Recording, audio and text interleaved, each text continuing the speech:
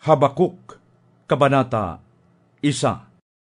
Ang aklat na ito ay naglalaman ng pahayag ni Yahweh sa pamamagitan ni Propeta Habakuk.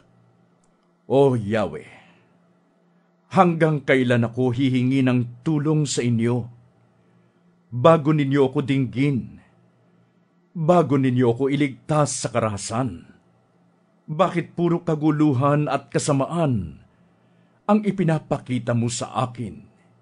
Sa magkabi-kabilay, nagaganap ang pagwasak at ang karahasan. Laganap ang karahasan at ang labanan. Ang batas ay walang bisa at walang pakinabang, at hindi umiiral ang katarungan.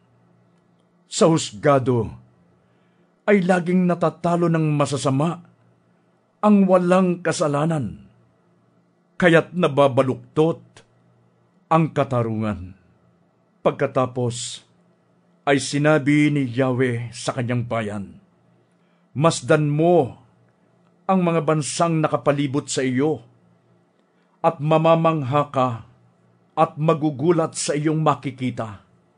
Hindi magtatagal at mayroon akong gagawing hindi mo paniniwalaan kapag nabalitaan mo.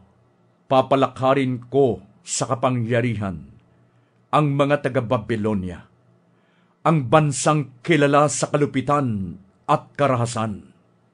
Sinasalakay nila ang lahat ng dako ng daigdig upang sakupin ang lupaing hindi kanila. Naghahasik sila ng takot at sindak. Ipinagmamapuri nila na sila mismo ang batas. Ang mga kabayo nila ay mas mabibilis kaysa mga leopardo, mas mababangis kaysa mga asong gubat pagsapit ng gabi. Ang kanilang mga mangangabayo ay rumaragasa mula sa malalayong lupain. Para silang mga agila na dumadagit sa kanilang biktima. Ang kanilang mga hukbo ay marahas na sumasalakay, at lahat ay nasisindak habang sila'y nananakop. Di mabilang na parang buhangin ang kanilang mga bihag. Hinahamak nila ang mga hari, at walang pinunong iginagalang.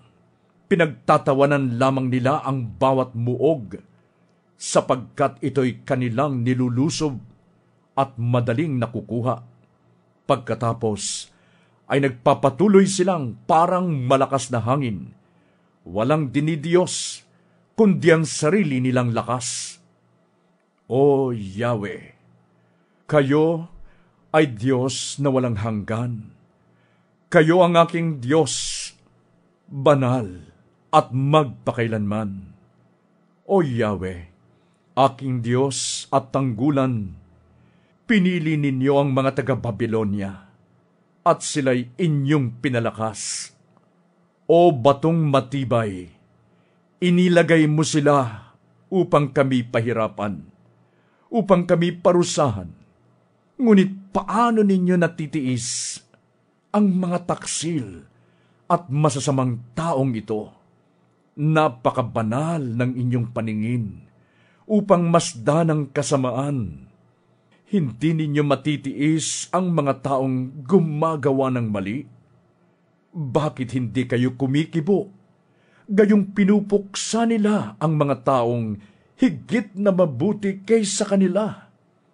Itinuturing mo ang mga tao na gaya ng mga isda o gaya ng mga kulisap na walang mangunguna sa kanila. Binibingwit sila ng mga taga-Babylonia na wari isda. Itinataboy nila ang mga ito sa mga lambat, at pagkatapos ay nagsisigawan sa galak. Kaya't sinasamba pa nila ang kanilang mga lambat at nag-aalay ng mga handog, sapagkat ito ang nagbibigay sa kanila ng karangyaan. Patuloy ba nilang gagamitin ang kanilang tabak at walang awang pupuksain ang mga bansa?